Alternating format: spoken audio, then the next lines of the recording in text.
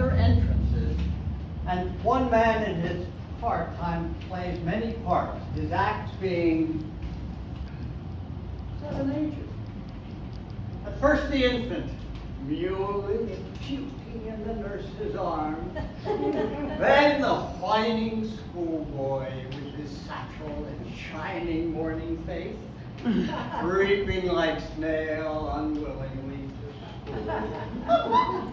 And then the lover, shining like furnace with a woeful ballad made to his mistress's highbrow. Then a soldier, a sailor, full of wise oaths and bearded like the pard, jealous in honor, sudden and quick in quarrel, seeking the bubble reputation, even in the cannon's mouth. And then the justice, in fair round belly, with good capon wine, eyes severe and beard of formal cut, full of wise saws and modern instances. And so he plays his part. The sixth age shifts into the lean and slippered pantaloon, with spectacles on nose and pouch on side, his youthful pose well saved, a world too wide for his shrunk shank, and his big manly voice turning again toward childish trebles, pipes, and whistles in his sound. Last scene of all that ends this strange, eventful history is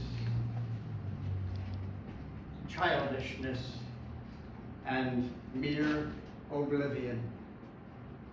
Sans teeth, sans face, sans eyes, sans everything.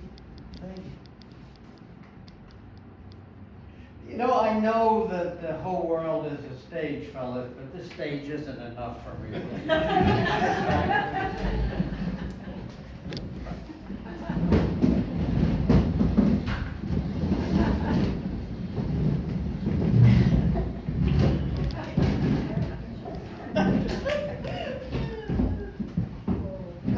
Of the many parts that I have played, one stands out as the most mentally and physically challenging 2 months that I have ever experienced, as well as the most humiliating. It was called Beast Barracks. It began on the morning of July the 5th, 1960, when my parents dropped me off at what was to be my college home for the next 4 years, the United States Military Academy at West Point. I was to be a West Point cadet. But first I had to make it through Beast Barracks, the 2 months of intensive training in the summertime to prepare myself to be a cadet. In high school, I was a scrawny, immature, physically naive 17-year-old kid with a low sense of self-esteem who couldn't get the girls in high school. So when the opportunity to go to West Point came along, I jumped on it. I had passed all the entrance exams, I was well qualified, and I was an experienced gymnast. That's really what got me in. Now, I really didn't have an idea of making the Army my career at that time. That came later on. But I figured as a West Point cadet, that would really boost my ego. And I could get the girls. Well, I didn't get the girls. But what I did get was a free, at that time, $50,000 education. Wow. Yeah, shoved up my ass, 1 nickel at a time. I even got paid $111.15 a month. Wow. I reported in carrying a brand new suitcase my mother had given me containing the necessities we were instructed to bring along. And I was ordered to go through a sally port and report to a cadet wearing a red sash with some very specific verbiage. Sir, new cadet Balderson reports to the man in the red sash as ordered. Drop that suitcase, mister. Well, I wasn't about to drop this brand new suitcase my mother had given me. So I set it down. Pick it up, mister! Now, hold it out to the side, arm's length, shoulder height. And drop it. My heart sank as my brand new suitcase clattered to the concrete. Welcome to Beast Barracks. And my first lesson at West Point, obey orders. The rest of the day was a blur. Haircut, uniform measurement and issue, medical examination, room assignment, equipment issue, some march out cadet drill. Hours and hours of cadet drill. But actually what was the hardest and most humiliating and painful was having to brace. Now bracing consisted of pumping my puny chest up, grinding my chin back as far as I could, and glancing downward with my eyes. I was required to brace every time I was outside my room, in the presence of an upperclassman, and even while eating in the cadet dining room. I was required to sit on the front 3 inches of my chair, brace, and eat a square meal, 1 forkful at a time. It was painful, but I got used to it. It was also an opportunity for the upper class detail to harass and humiliate me if they caught me falling out. Get that napkin, dumb smack! Pull it in, Dooley! They had these kind of pet names that they used to humiliate us. Well, by the end of the day, I was dead tired, ready for a shower and bed. But what I had found out was that I had to earn my shower. I was ordered to report to the sinks, that's the basement in the barracks, wearing my new cadet bathrobe, having a soap dish in my extended right hand with a bar of soap in it, of course, and a towel draped over my forearm. Now, when I got down there, the first thing I saw was an upper-class cadet holding a nickel. No. It's not what some of you were thinking. I was ordered to stand against the wall, and he placed the nickel between the back of my head and the wall. Sweat, mister, you gotta earn that shower. Sweat until that nickel sticks. Well, it didn't a couple of times. But finally I was able to take a step away and the nickel stuck to the wall.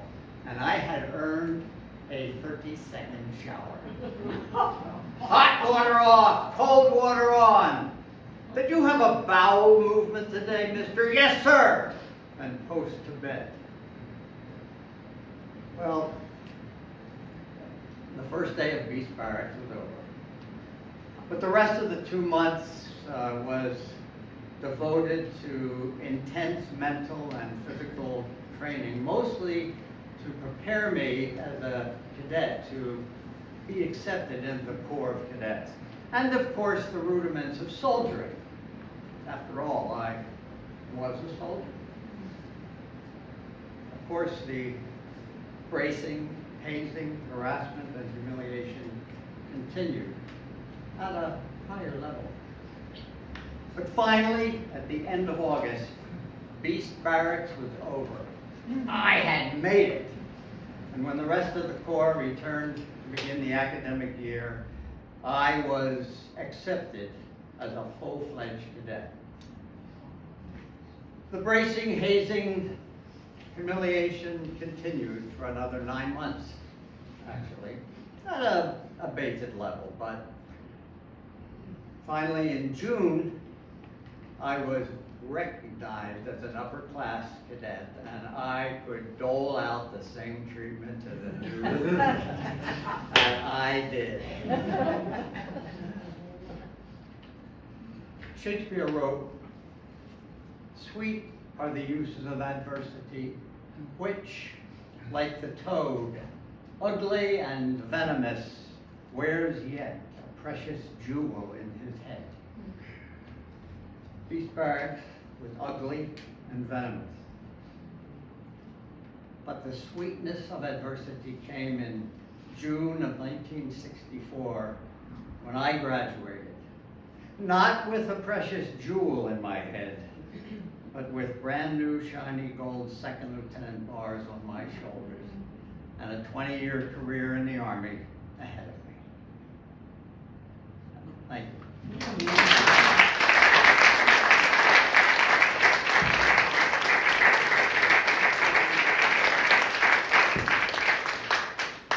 I also was an officer. I didn't make it a career. And I didn't go to West Point. I went to Marquette.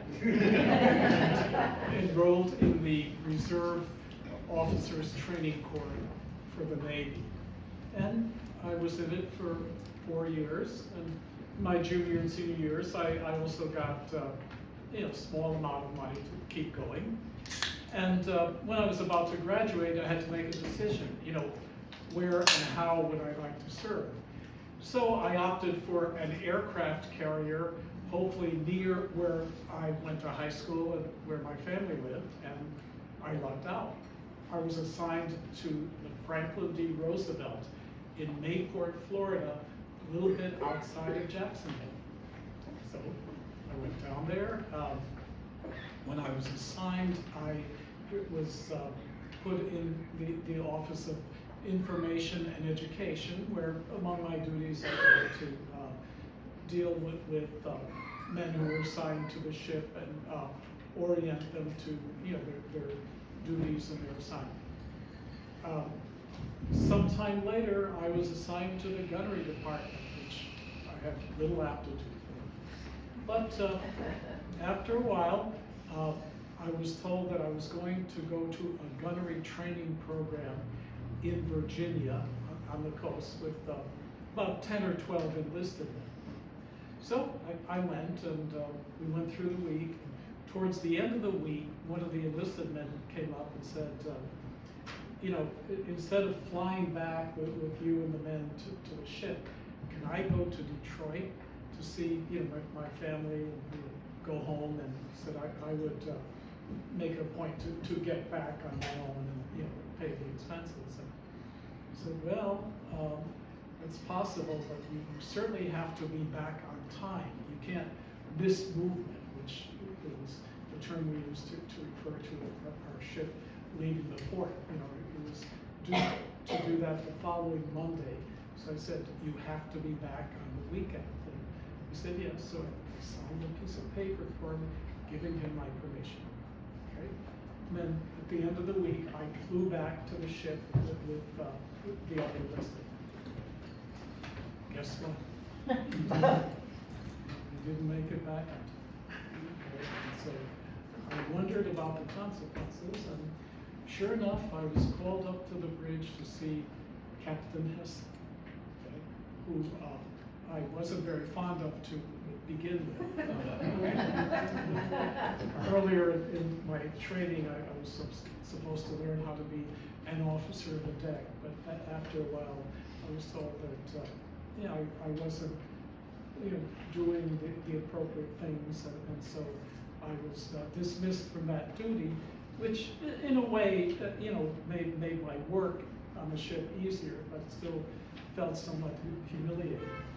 So I went up to see Captain Hessel and some other officers and said, Pickleff, what the hell did you do what you did? What made you think you had the authority to give that man permission to go and, to sign this scrap of paper saying that he could do that? And, I assume it was the same paper I'd signed to let the man go. So anyway, I finally was sent back to my quarters, and I wondered about the future consequences. And the main one was probably that I was not promoted to lieutenant junior grade on time. So I made a joke out of being the oldest ensign in the Navy, but it did have a consequence. I didn't get the raise in salary I would have had, if I had been promoted on time. I eventually was promoted a couple of months before I left the service, and then I was discharged. So I thought about the whole experience, and I wanted to continue to be sympathetic to other people.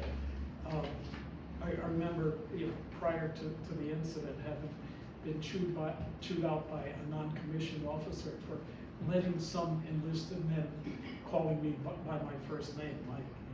So I thought, well, I do want to continue to be sympathetic to other people, but I have to be aware of the consequences and the situation in which I'm doing that. And as a result, I realized that I was not really qualified to be in the Navy and to be an officer. So I went on. Thank you.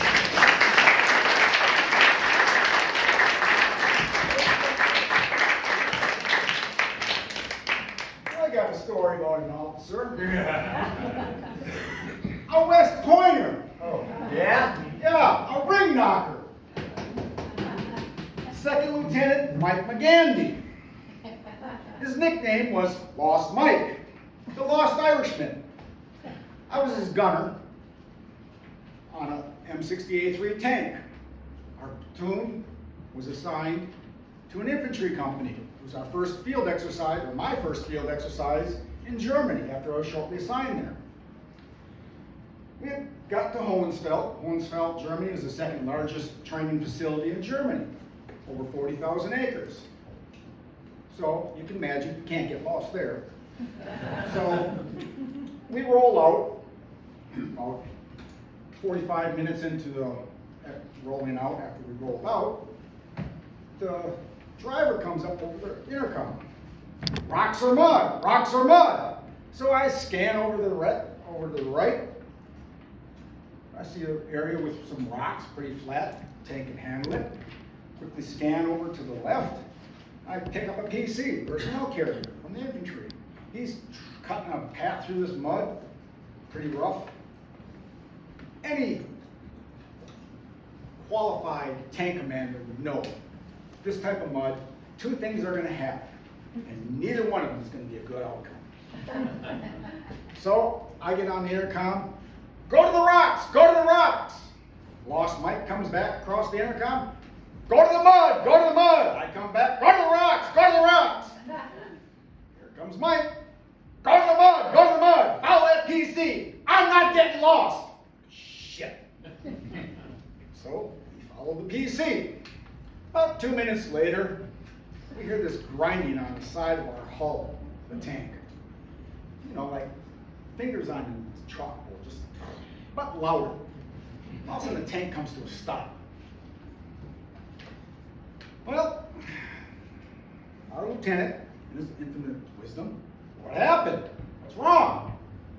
Well, I'm pretty sure we threw a track or both tracks, sir. I'm sure they're thrown to the inside. He gets on the radio, calls our wingman. Our wingman comes to the back of our tank.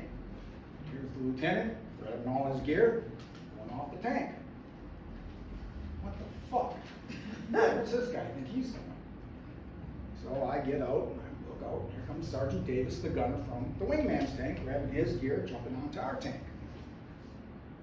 And there goes the lieutenant and the rest of the platoon and the rest of the company there. Off they go. I turn to Sergeant Davis, he looks at me. Yeah, Okay. So we talk about it, figure out what track are you going to break. We're going to break to try to help us ourselves out. Normally on a tank, if you throw a track, one track, you can self-recover and get yourself out of this. But if you throw two tracks, you're dead, you're not going to go anywhere. So we decided what track we're going to break. We broke that one track. Well, 6 hours go by, and shows up. 8 hours go by, still nobody. So I get on the radio, I call our platoon sergeant. Hey Sarge, is anyone coming back for us? What do you mean? No one showed up yet? No. Just let me call the lieutenant. So we can hear the whole transmission going back and forth. And the lieutenant tells the platoon sergeant, well, why didn't they call anybody? And I, me, get on the radio, say, sir, you have the SOI, the code book. So I don't have any radio frequencies or call signs, I can't call anybody. Oh yeah, I suppose you need that. Well, that $50,000 education really came in handy.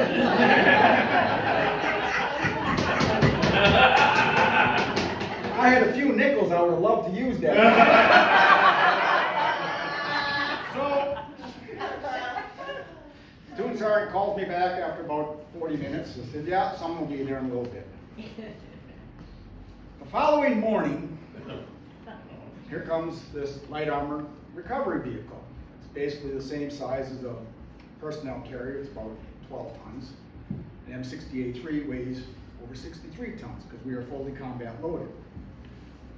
This PFC jumps off and comes over by us. Understand you guys need a tow. I look at Sergeant Davis, he looks at me and goes, oh boy, we're in trouble. So, Sergeant Davis and I start talking, and this PFC jumps in the middle of our conversation. Now, this PFC is one of those guys that you start talking and he jumps in your conversation like he knows what you're talking about. This guy hasn't had a clue. So we nicknamed him PFC Goodrich. So we start getting everything set up. 8 hours later, we finally get the tank back far enough with the one side pulled off. Put back on. 2 hours later, we have the other side off and back on. We're ready to roll. We get the grid coordinates of where we need to go and meet our platoon, with the rest of our platoon. So we take off, we catch up to our platoon. We pull in, it's about 8 o'clock at night. Tell the LT, after he grabs all his gear and gets back in the tank, we're going to change clothes because we're mud head to toe, wet, cold. We haven't eaten anything yet. We're going to change clothes. Oh, no, we got to go on a mission, got a night mission. Shit. So fine. So off we go. 30, 40 minutes later, start smelling something. What the hell is that? Driver, what do the batteries read? We're in the red, Sarge. Shit. Sir, drop down here. So the LT drops down here. Holy cow, what is that? He said, we cooked our batteries, sir. What does that mean? It means we're not going any further. So he jumps back up in the TC hatch, picks out a location. I'll pull over those trees over there. Now, where we stop, not too bad, overhead cover, trees to the left, trees behind us. There's one spot to the right that you could see anything. It's a little road out to the front of us. Tank stops. Calls the wingman, you know the drill. Wingman comes over, he grabs his gear, off he goes. Here comes Sergeant Davis, welcome back. So, they leave. Well, we might as well bed down. We bed down for the night, expecting we'll have somebody here in the morning. 3 days later, we have gone through all our pokey bait. Pokey bait is anything you bring with you. Crackers, cookies, chips, soda, anything you can eat, snack on. We each have one MRE left. Day 4. Nobody shows up. Day 5. It's gotta be our day. We're down to 2 gallons of water. This ain't looking good. Well, the little leprechaun has been called every name under the sun. sudden this Jeep appears off in that little valley to the right. Now, what we were doing, I would not constitute as a prayer. And I run down there, scare the hell out of this officer. He turns around. It's a chaplain. God works in mysterious ways. So, you got 2 cases of MREs in your backseat. What are you talking about, Sarge? Where'd you come from? I said, we broke down about a quarter mile up the hill here. Why are you interested in the MREs? Well, we ran out of food yesterday. How long you been there? 5 days. What? So I tell him the story. He goes, okay, I'll get you somebody here. I'll contact your unit. Okay. So the following morning, here comes UFC Goodrich. Understand you have an electrical problem. You could say that. Have you ever taken batteries out of an M68-3 tank? Ah, it can't be that hard. Now the batteries in the M68-3 tank are in the subfloor. It means they're at the very bottom of the tank. Now, the M68-3 tank, when you're fully combat loaded, has 13 main gun rounds sitting on the turret floor. Each one has a rubber pad underneath it to keep from being set off through an electrical charge, because that's how you fire a main gun round. If you have any type of spark, arc, anything, it would set it off. I think we'll take these rounds off. Oh, you won't need to do that. I'm good at what I'm doing. No. We'll take them off. We take all 13 off. Good thing we did, because 2 pads were missing. So we open up the battery, the hatch to get to the batteries. What's the first thing he does? He took his 1/2-inch wrench and welded it right to that bar. When I mean welded, he welded it. It's stuck right there. So we get that broken off. We get the batteries out. All 6 batteries come out. He turns to me and goes, okay, where's your new batteries? You actually think we carry spare batteries? Well, what do you think? You got to go back to post and get them. Okay. 6 hours later, he returns with the batteries. We put the batteries back in, we put the rounds back in, we get all set, we get the grid coordinates of where our platoon is, and we take off. 45 minutes later, the driver comes over the radio. Sarge, you ain't gonna like this. Now what? The batteries are in the red. What? Yeah. Apparently, when PFC Goodwrench welded his wrench to the subfloor, he shorted out our rectifier and 2 other components to our charging system. So, it has been now over 9 days that we have been in the field. We have not had a hot meal. We have not been in any battles. We have not done anything but maintenance and broke down. There is 5 days left to this field problem. Or field, well, it's called an exercise. To us, it's a field problem. That's going to be chapter 2. I'll leave you with that.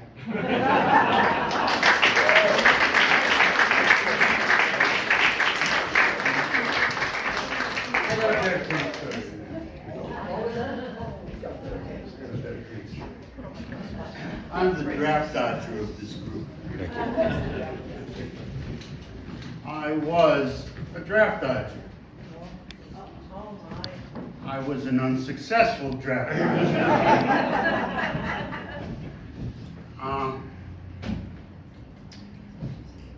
That's another story for another day.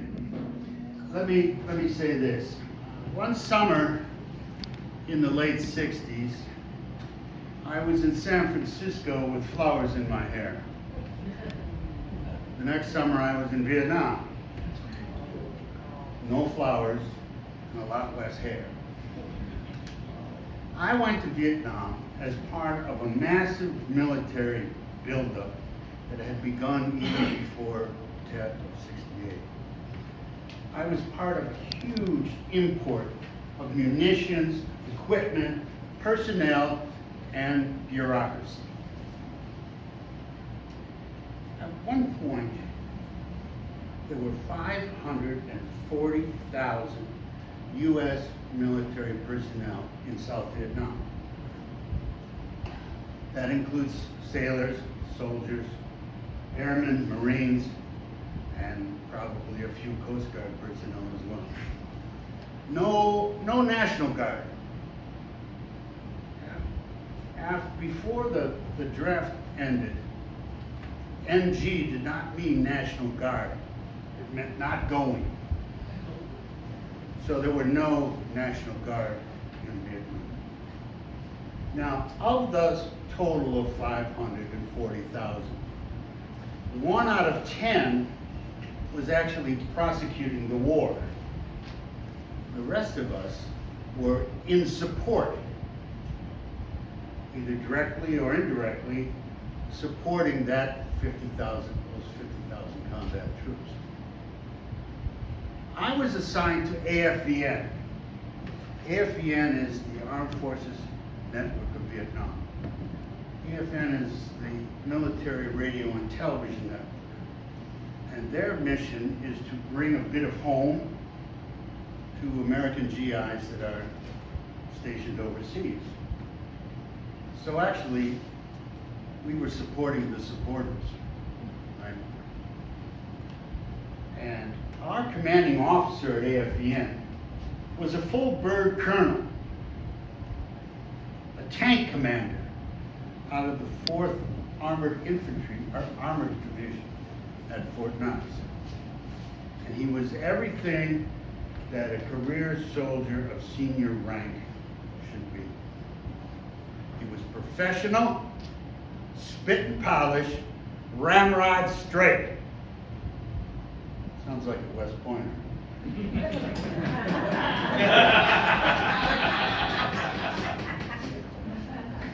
He commanded and demanded the respect his rank was due.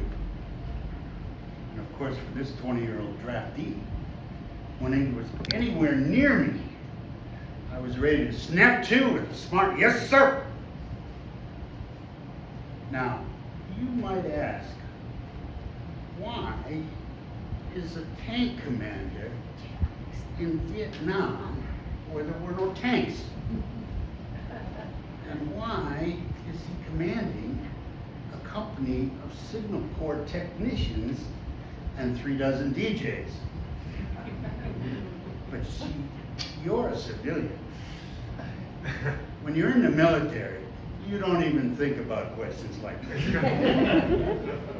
Now, part of our civilian outreach program, our headquarters unit had adopted an orphanage that was run by a religious group. And we donated our time and sometimes our money. And of course, naturally at Christmas, we ran a toy drive. Everybody sent home asking for donations of toys for the orphans. Now, there was one particular shipment that I remember because it was large and it was heavy. It was a box. It was only about this wide, but it was 3 feet long and at least 3 feet long and at least 3 feet tall. And it took 2 guys to move it. So when we got the brown plain shipping paper off of it, we found a brightly colored box that announced M60A3 combat tank. 1 to 11 scale, remote control. Now, I know for a fact, my reaction at the time was Whiskey Tango Foxtrot. My reaction to a lot of things at that time was Whiskey Tango Foxtrot. But still, the question I had at the time, and it still remains, is who in their right mind sends a toy tank to an orphanage in a war zone? I mean, it's beyond, it sounds like something for a comedy skit. Or maybe Ionesco's Theater of the Absurd. Anyway, we hauled this box out to the storage area in the back and forgot all about it. At least I did. And then, about a month after Christmas, beep, beep. I'm looking around, I heard it before I saw it. Beep, beep. It's coming up this ramp from the back into the lobby of the station. And it was bigger than I thought it was going to be. It was like the size of a kid's small wagon. It was 2 feet by 3 feet or something like that. And had a red strobe light on the top. And it had a turret that moved back and forth, you know. And it had an 18-inch gun barrel on it, like this. So it's going brr, brr, and it'll go beep, beep, all the way across the floor. I had a little cubbyhole office in the alcove right off the lobby. So when this thing started moving across, I had a front row seat. I mean, I didn't even have to get off of my desk, you know. So this thing is moving across the floor, and there's a tech sergeant from the Air Force, and he's got the controls, and he's driving this thing. And then behind him and around him is this gang of grown-ass men that are tiptoeing, sneaking along, and whispering to each other. I'm watching this show and I'm going, it obviously has something to do with the tank, right? But these guys are old. You know, they're like senior NCOs or NCOs, you know. Well, I said old, but you got to understand, you know, when you're 20, old is unspecific. Right? Anyway, this tank is making its way across the lobby, and the treads. Tracks. The things that. The tracks are clicking on the floor. Hey, what I know about tanks, I read on the box. It said assembly and batteries required, you know. Anyway, the tracks are clicking on the floor, on the smooth floor, as it's making its way across the lobby.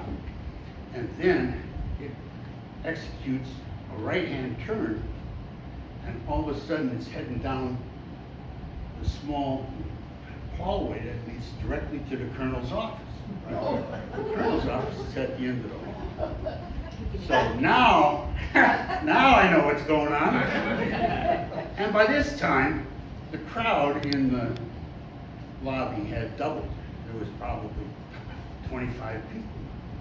And again, these are NCOs, people who have been in the Army for longer than I had anyway, and they're hanging on this corner. They're looking around the corner, peeking around the corner, watching the tank. Beep, beep, beep. It's approaching the colonel's office. Right? And they didn't want to. They wanted to see, but they didn't want to be seen, right? So there's some people kneeling, and there's other people bending over, and other people hanging on each other's shoulders, looking around the corner, watching this tank head for the colonel's office. And when it disappeared into the shadow of the door to his office, the whole lobby collectively held their breath and waited. And waited. They were peeking around the corner. Somebody says, "He's in there, isn't he?" Oh. Yeah, he's in his office. So they're peeking around the corner. The seconds are ticking away. All of a sudden, beep, beep. They peek around the corner. First thing they see is the red strobe light, right? And here's the tank coming back down the hallway towards them. Beep, beep, beep. So they let out this tremendous wail of laughter that echoed through the building. You know, it was like a college stadium roar, you know. And of course, pandemonium broke out in the lobby. Everybody's dancing, around jumping, slapping each other, high fives, you know.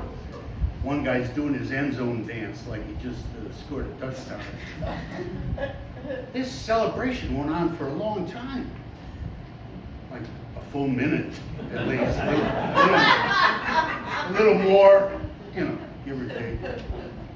Then they realized, hey, we're still in the vicinity. So they quickly grabbed up the tank, hustled back to their workstations, smiling and shaking their head as they left. No response from the colonel's office. Yeah. And as you might have guessed by now, there never was. Not that day or any other. 45 minutes later, the colonel came out, he had his hat and his briefcase. He spoke to the XO for a minute, met his driver in the lobby, out the door, off to some meeting at MACV headquarters. Not a wink, a nod, a smile, nothing. Which of course leads me to conclude, boys will be boys, as they say, regardless of age or apparently rank.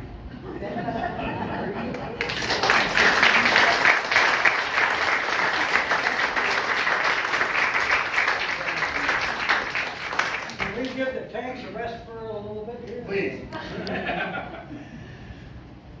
Famous Navy warships, nicknames.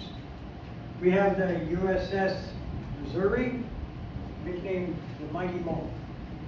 We have the USS Wisconsin, nicknamed the Big Wissy. Not the alcohol. If I would have named her, I would have called it the Big Cheese. The first ship I served on was the USS Tango, AOE. Ammunition, oiler, explosives. I would have called her the loaded condom. My story is an incident involving the USS Ramsey, her nickname the Ramser, the Rammer, and Molly Brown. On a warm, breezy, sunny Saturday afternoon, somewhere between the Indian Ocean and the South China Sea, we're cruising along, relaxing. Most of us are playing spades, writing letters to our loved ones, napping. All of a sudden, out of nowhere, general quarters, all hands on deck. This is not a drill. General quarters, all hands man your battle stations. As I grab my hat, as I grab my helmet and my life jacket, I ran to my battle station and manned the fire hose on the right side of the ship, which is the starboard side. What the fuck is going on? Everybody's swirling around and through this organized chaos, we hear kaboom, kaboom, kaboom. The blaring of the ship's siren is going off. Our big guns are going off. We see explosions out towards the horizon. We don't know. We still don't know what's happening. Kaboom! Kaboom! Yeah, the ship's heading towards the explosions. Our captain, Charles Cook, maybe a relative of James Cook, orders our big ASROC rockets. Now those are starting to fire. Shoot, shoot, shoot. Going up in the air and coming down, and we're hitting whatever's out there, but the missiles and our shells are bouncing right off it and exploding it. And by this time, we're close enough, we see that it's a boat. And the boat is shooting up in the air from the explosions and coming back down. And as we proceed to get closer, this boat is now it's capsized and it's bouncing in the water. The bow of the boat is the top of the boat, so it's bouncing and going up and down like this. Our captain, again, now he orders out the underwater demolition team, the UDT team. Over to the side they go. The captain decides, okay, the reason we're going over there is we're going to last through this boat. and we're gonna drag it along. UD team is out there. We take the big mooring lines, they tie it around the boat. Now we're dragging, our ship is dragging this bouncing boat along the side. Captain decides to stop the ship while the bouncing boat keeps on bouncing in the water, and the lines get loosened up, and then they get tangled up in our big screws, which are our big propellers. The captain, of course, orders the UDT team back over the side, back into the water. They're underwater, we sailors are up on the deck laughing our ass off. Now we're seeing the officers up on the upper deck with their loaded weapons, shooting in the direction of the UDT team. Oh, of course. Now we see the sharks coming. The UDT team doesn't know, because they're underwater trying to cut up the lines and do that job. After the sharks decide to swim away, our UD team comes back aboard. We hustle up the lines. Our captain orders, onward we go, while the unsinkable Molly Brown goes bouncing off into the sunset. But we found out, because we're shooting at it, now is it a spy boat, is it an enemy boat? Turned out to be our boat. Which, back then, we paid $1.5 million for an unsinkable boat. Probably still out there.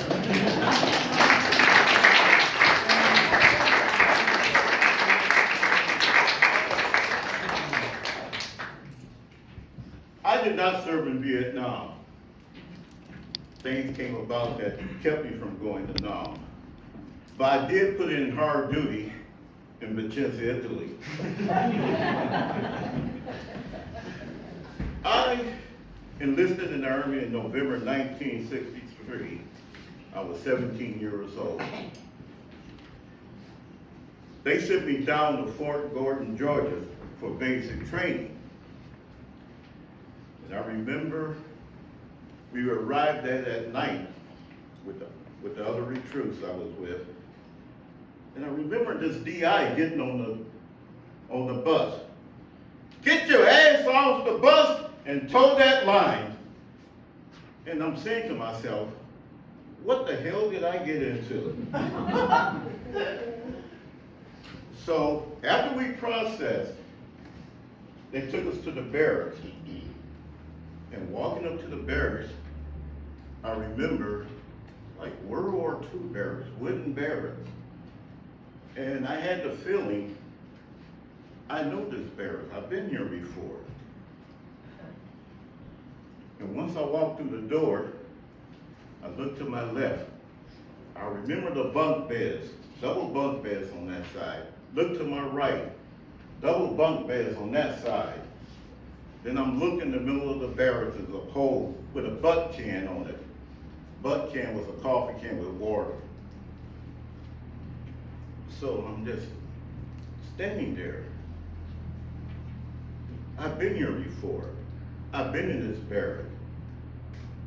I knew everything about the barrack.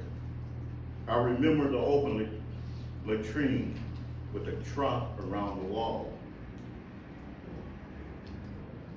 I couldn't figure out, how did I know all this, but I knew the barracks. It was strange to me. I had been there before. So, one thing I hate about basic training was our DI. We walked or double time everywhere we went. Other companies, recruits, they went to their area by truck, right in a deuce and a half. But the reason why we walked or double time, our DI was airborne. And I figured he hated legs. Legs are non-airborne.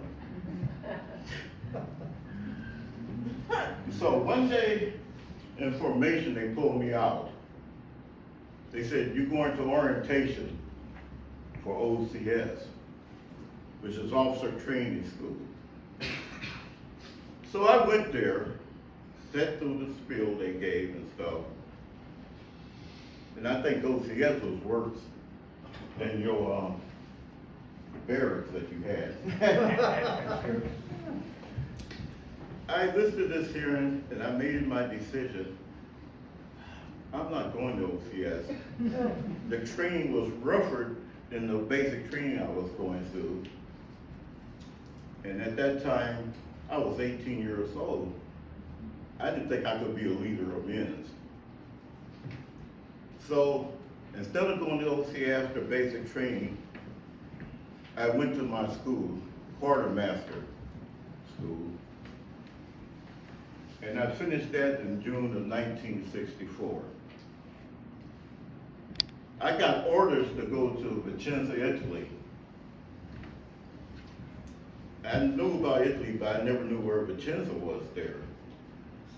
But I was to report to the Army Security Agency, which is part of military intelligence. So therefore, I had a top secret clearance. I remember reporting to the company was a small unit on the far end of the base, away from everyone else. I remember it was a 2-story building, concrete building. That was our sleeping quarters and our operation area. It was like working out your home. We didn't have to go any place. We worked out where we slept and everything was there. But one thing I noticed about this company, behind the building in the parking lot was all these sport cars. Triumph, MG, MGB, Fiat, Alfa Romeos. And I said, this is my Army.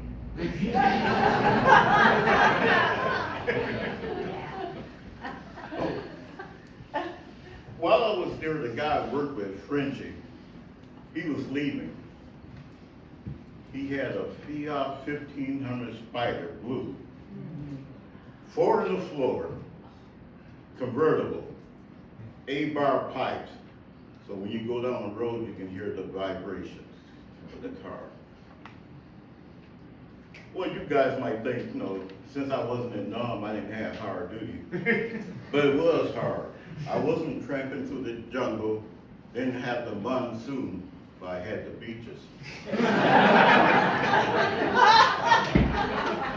So one weekend, me and 2 guys went down to the beach, laid our blankets out and everything. But this is in '64, when they had the topless bikini for the young girls. So that was hard.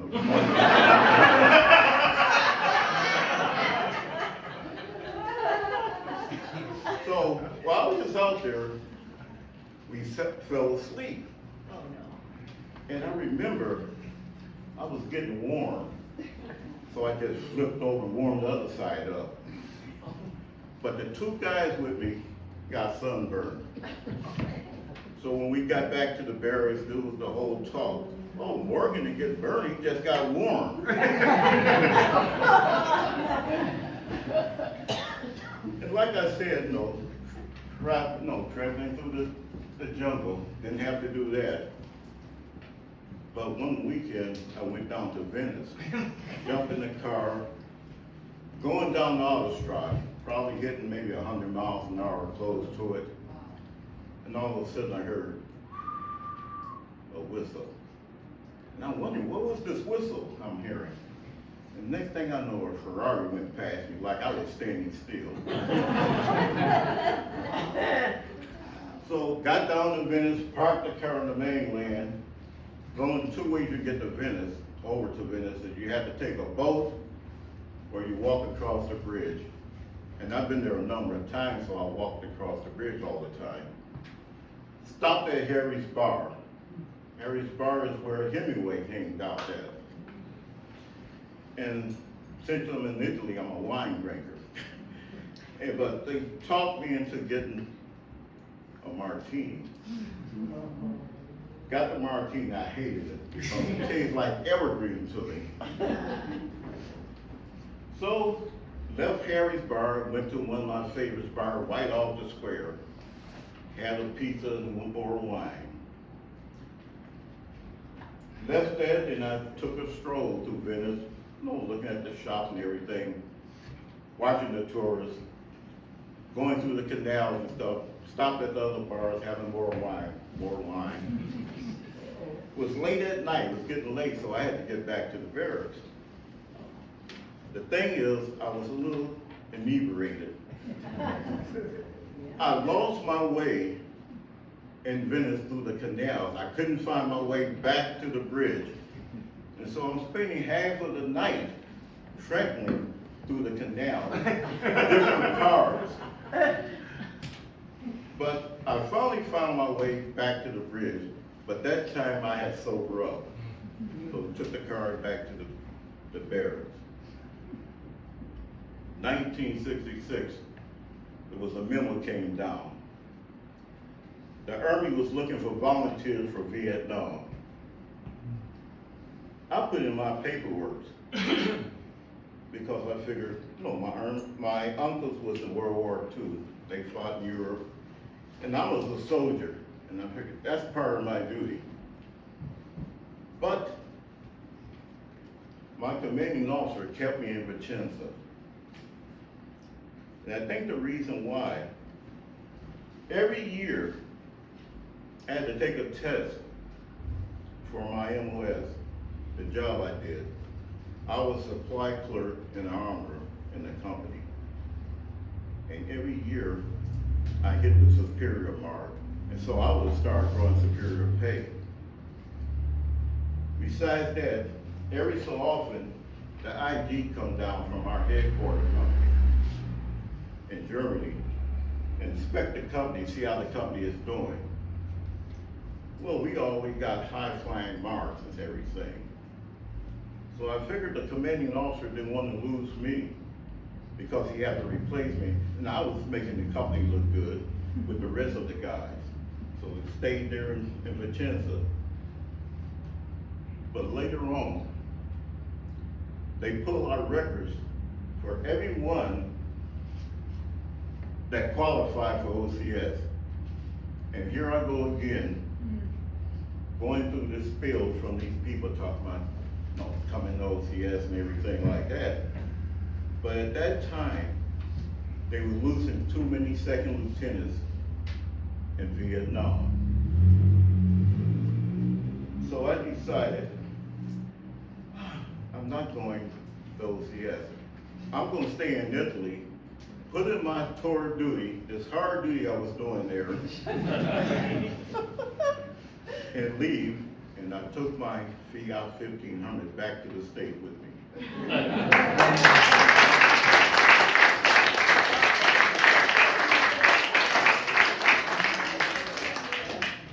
Mark, these photographs are your works of art, aren't they? They are, and they represent a very small portion of the sculptures I did after I got back from Vietnam. I was severely wounded in Vietnam and took 8 months in a body cast and over a year of physical therapy to get up on my feet again. But I needed to find something I love to do, otherwise I wanted out of this world. I really did. But let's see, when I got out of my body cast and did enough, let me sit down. Did enough, Tell us about how this started, doing art. I've loved art since I was very, very young, and I did a lot of it when I was coming through school. When I wanted to, after high school, I wanted to go to art school, but I could not afford it. So I thought, okay, I'll join the Navy. This was in 1966. and the Vietnam War has really gotten hot. But I thought if I joined the Navy rather than the Marines and the Army, I would be much safer. I'd just be on a ship. Well, I didn't realize that the Navy, actually the Marines are part of the Navy.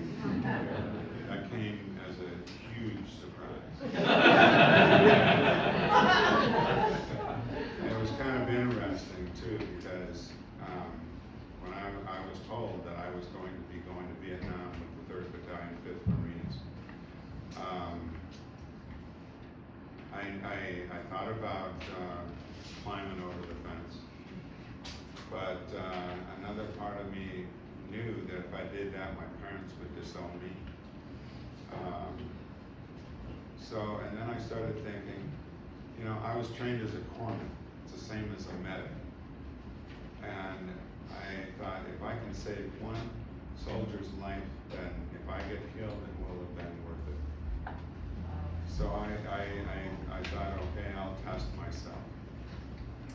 And almost got killed doing it. But I'm proud of the work that I did. I'm proud of the role that I played. And but getting back to my sculptures, this is the most fascinating part for me of my recovery. My recovery was very, very painful, and in fact, it still is. But in the early decades, it was quite painful. I found out that the VA was helping to pay for our education, and since I've always loved art, here's my chance. So I went to the main office of the VA and asked them, is it possible for me to get some financial help, you know, to go to art school? And the guy at the desk leaned into me, he looked me in the eye and said, where do you want to go? He was telling me that they were going to, in fact, he said, we will pay for a bachelor's or a master's or a PhD. I got a master's in art, and I became an art teacher in Milwaukee for 20 years, loving not every minute of it. It was a beautiful challenge with the kids. How did you get started being a sculptor as opposed to another artist? That was a really, really fascinating part of my life. This was when I was in art school I was finishing up 2 years, and Christmas was coming soon, and I decided to go visit my twin sister over the Christmas holiday. Spent a couple days there, and then the evening before I was to go home, this gets very interesting for me. The evening before I was to go home, all of a sudden, it was like a flood of images went through my mind, and it started with these beautiful mountains, beautiful stone mountains. And then I started thinking about how stone has been used throughout human history as shelter, as institutions that held a lot of power, carvings of human beings, which told us a lot about that society at that time. And I wanted, because I saw so much death in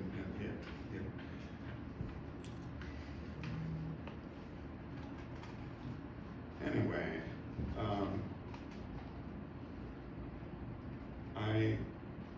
I needed to grab a hold of something that was going to last. And so I had this amazing appreciation for stone. And I did not sleep all that night. I drove back up to Milwaukee, the Lake School of Art. and looked up where there's a stone quarry. There's one just northwest of Milwaukee, or a couple, 3 of them.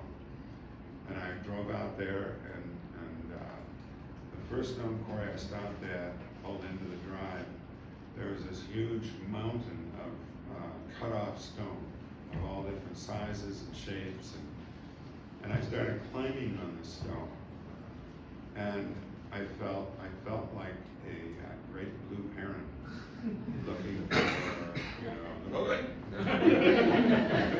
really, I mean, it was a real joy to go out there and pick out a piece of stone, knowing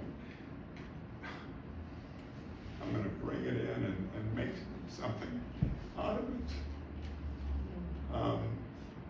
Let me explain what the one on the end over there. This was a period where I wanted to go abstract with my emotions, with my humanness, or, most of what we perceive is given to us. The values that we have, our culture gives us that stuff. We don't personally invent it ourselves. It's most of it is given to us. But I needed to invent. I needed to create another world. And that piece on the end there, it looks kind of like a clarinet, with the wind blowing out of it. But it also looks like an ear. And to me, it looked like an ear, and it was listening to all of these Cambodians that were trying to escape, getting on boats and trying to escape Pol Pot. So I could hear all this noise of the horror that was going on in that part of the world. This was after Vietnam, right after Vietnam. And then I carved the thing that's kind of in front of the ear is a fetus it's going to be a newborn child, and I'm thinking to myself, there's all of this horrible noise going on at the same time. There's more of us being born. You can see there's this I consider the umbilical cord coming down to the ground. These horned creatures, I carved at least 50 horned creatures. This was one of my last ones, but they all had horns.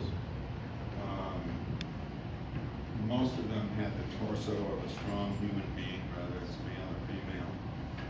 And then the whole thing rested on this poisonous serpent's tail. That is us. To me, that is us.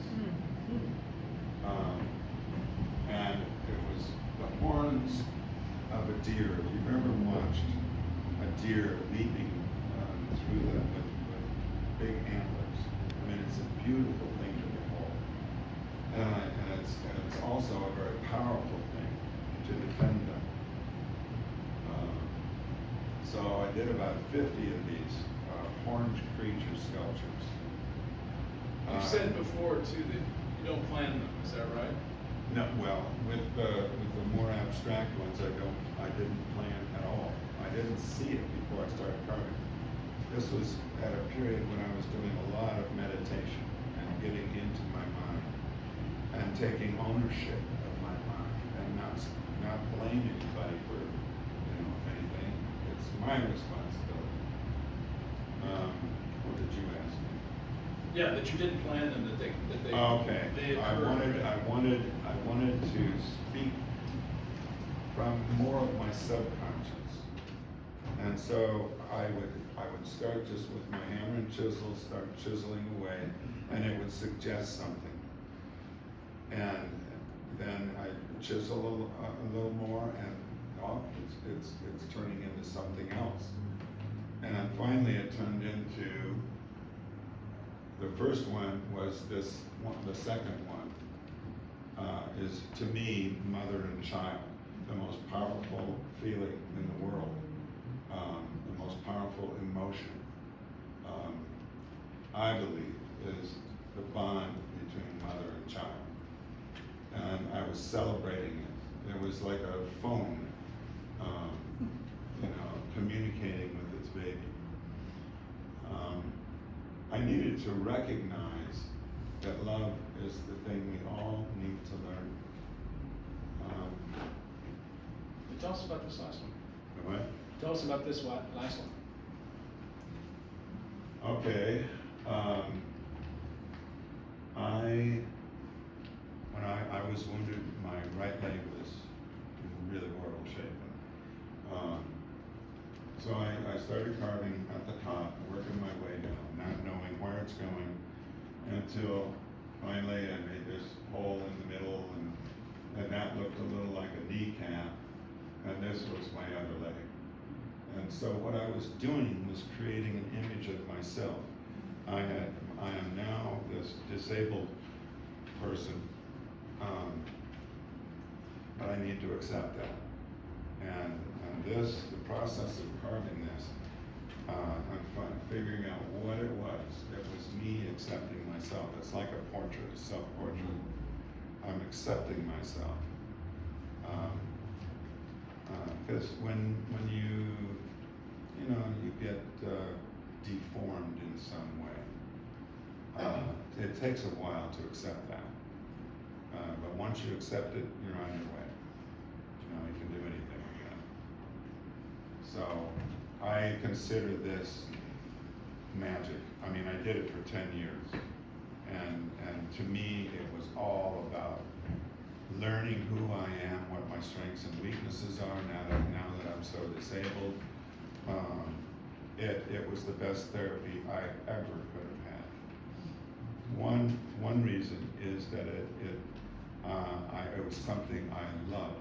Art was something I loved.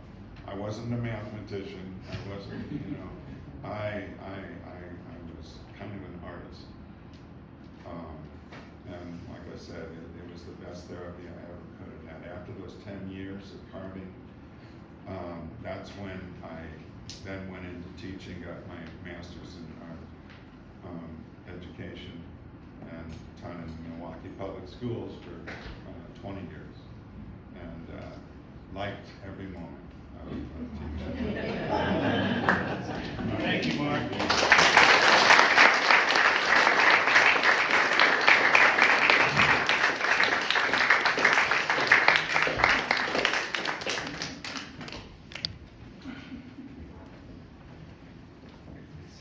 I don't think Vietnam, I believe Marines couldn't admire or respect anybody more than those Navy corpsmen who took care of us. Here, here.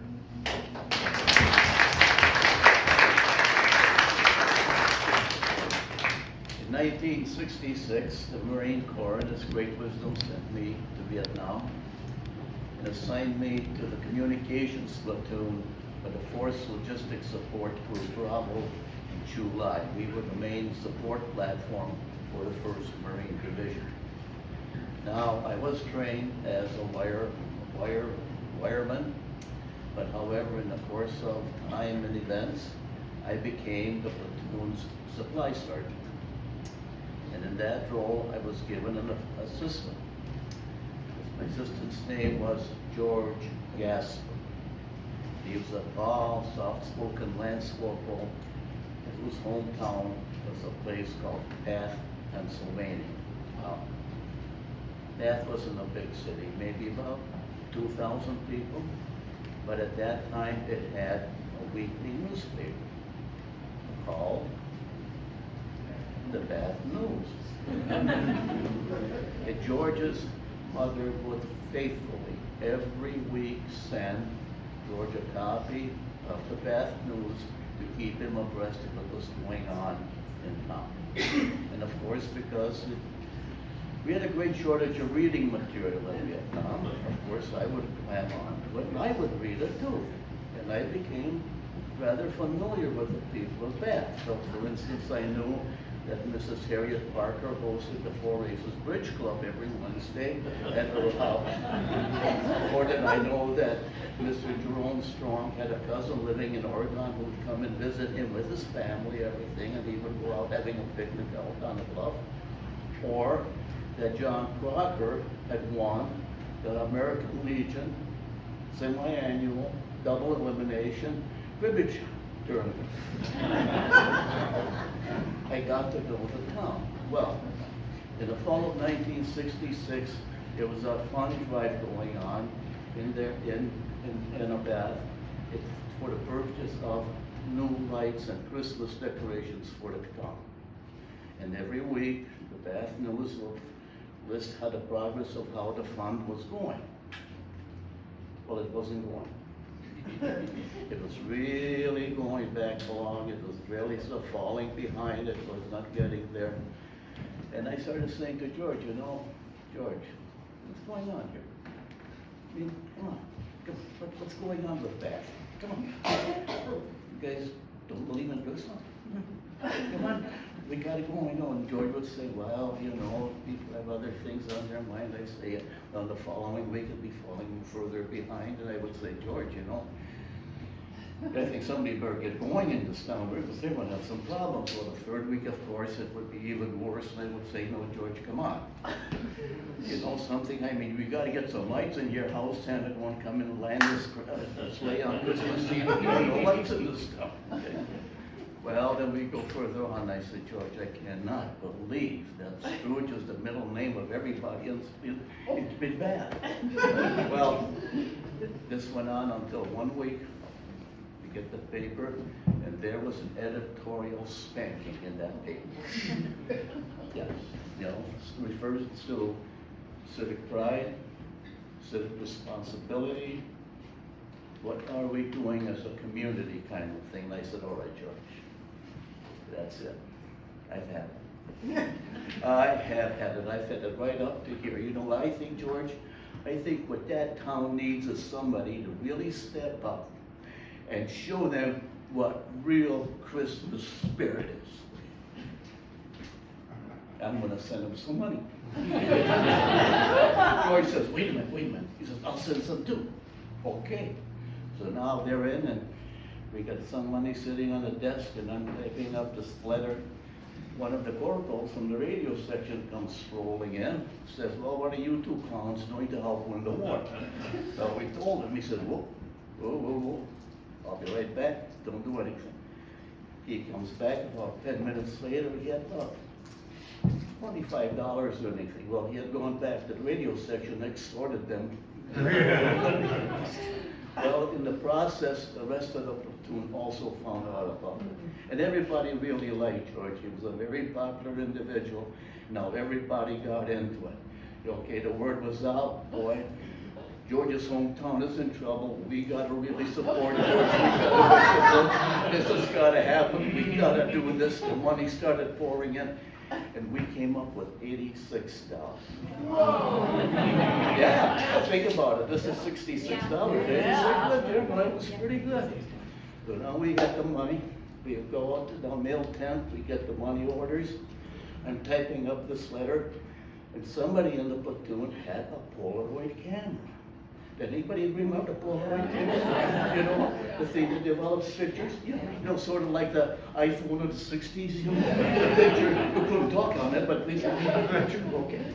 So we got George out there, and got George looking there reading the paper, and about half a dozen was looking over it. You know, and I typed out a letter saying, dear sirs, we are serving with George Gasper in Vietnam, and he receives your paper regularly, and we all read it. And we notice that your Christmas fund has been running short, and we would like to send you this money.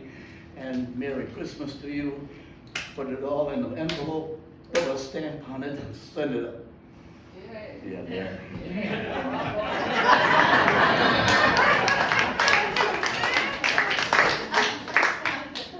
About 2 weeks later, Gasper comes walking into the tent.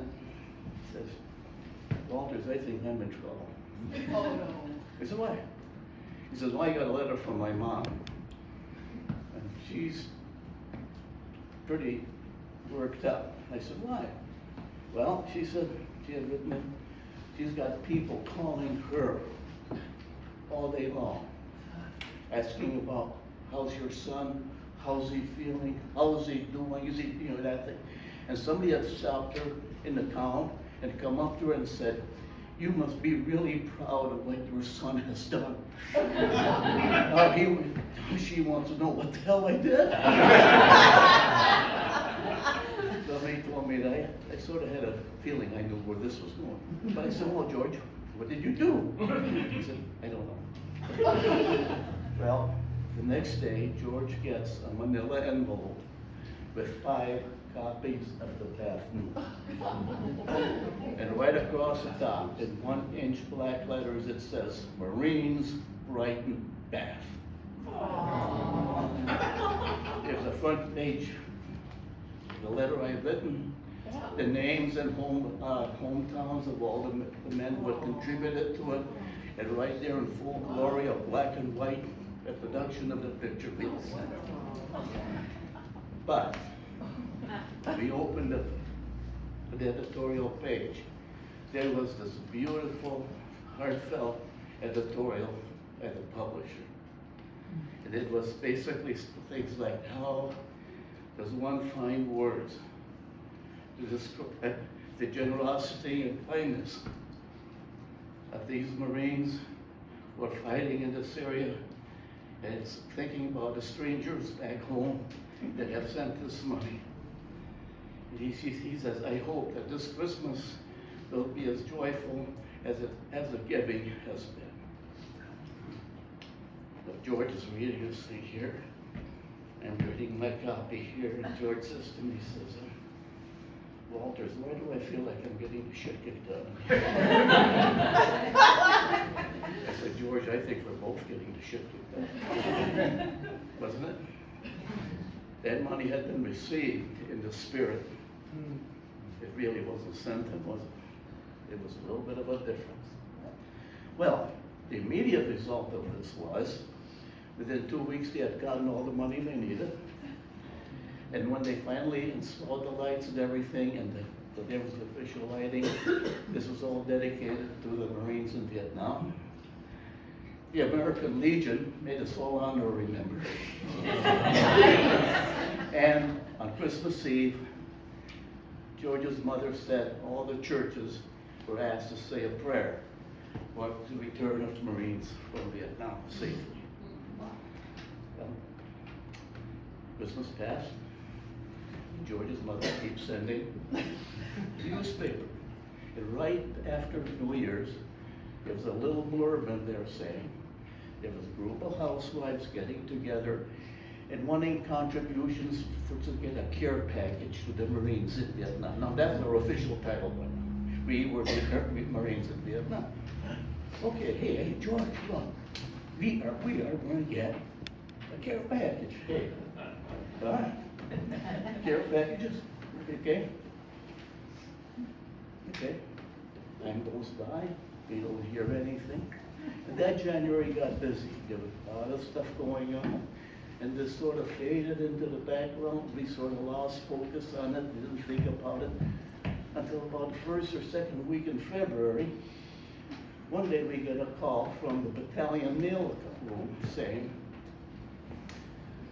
Bravo Com wants its mail. Bravo Com is going to come and get it. We're not delivering it. And bring a truck.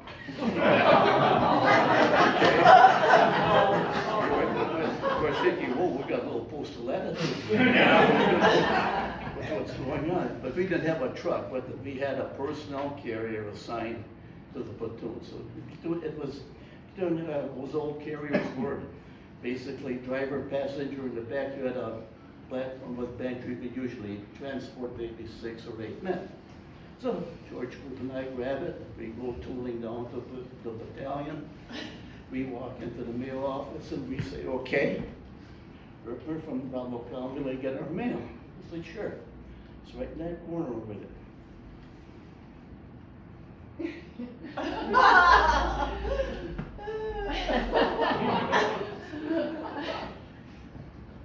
I think George said something like whiskey, tango, foxtrot.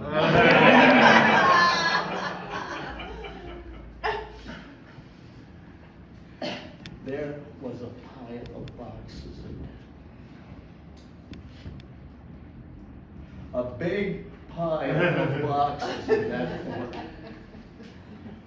You're thinking, where are they from?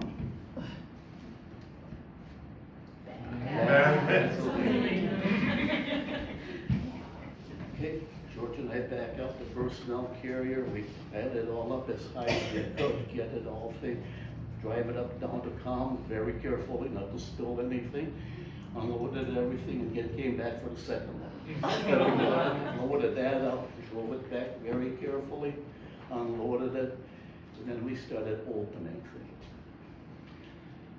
What these women had done, that they had contacted all the stores in that area, they had gone to all the businesses, they had contacted organizations, and everybody had really responded. You know what, care packages, usually you open one up and, oh, there's maybe a couple of chocolate bars and then there's something, sweater or socks or anything. This was cases of things. So you started opening things and there were cases of candy, cases of chocolate bars, cases of cookies. I remember these 2 big boxes of Oreos, love those things. We had canned food, you're talking sardines, Din Timor, you're talking about smoked oysters, Spam, just about anything that was canned that you could buy in a store. There were boxes of nuts, there were boxes of dried fruit. There were, eventually you got into deodorants and you got into personal care items like mosquito repellent. We had suntan lotion, things like all this kind of thing. My favorite one, I've always talked about is there was a big carton there full of 6 dozen pairs of white cotton socks. Now, do you know what white cotton socks mean to Marine or to anyone in the service? That was a big hit. Okay, now it was all overwhelming, but now what do we do with it? So we finally told the platoon, our tech shop was maybe about the size of this room. So what did we had arranged all the boxes in a big circle around the room, opened them all up, and told the platoon, okay? Well, everybody wearing jungle utilities, you have to see this, you know, you have the jungle utilities, you have the trousers with the big side pockets right here, front pockets, back pocket, and you had a jacket and all the pockets here. He said, okay, you start there and you go out there. Anything that you can stuff in your pockets and carry with your hands is yours. Don't hog everything. Well, I think the first time around we had maybe 32, 35 men go through, and we had stuff left over. So we had about 18 men out in the field. We had to get them in. But when they came in, they went through, and we still had things left over. It was a little overwhelming. Okay. Somewhere in all of this, Gasser came up to me. Hey Walter, it's not bad for $86.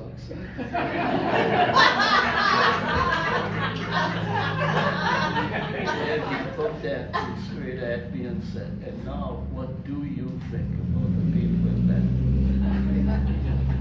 He had me, didn't he? He had me.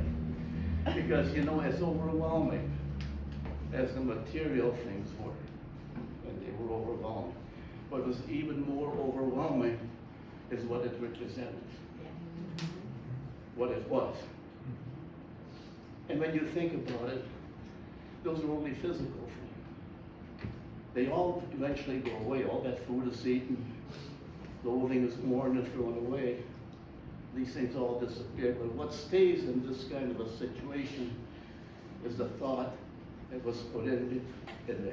What it all really meant. That stays with you. And what did it mean? We had a community that has shown us love, appreciation, gratitude. I think just about every emotion that you can possibly think. And these are the things that eventually are the things that carry you in your memories of that place and that time. And you think about, and I've always thought about my fellow Marines and all the guys who were there. I don't know what happened with them later in life or how their careers ended and where they went. But I know that every time that they looked back to this period of time of their service, which was a dark period, they would be able to look back and say, there was that moment. There was a moment when everybody cared and everything, that there was something I can take with me no matter where I go. Now, I don't know this. I really don't know what happened. I hope it was, but I will tell you one thing that I do know. 57 years ago, one young, smart-ass Marine got taught a lesson by the entire American community what the real meaning lies behind Christmas and Christmas spirit. Thank you.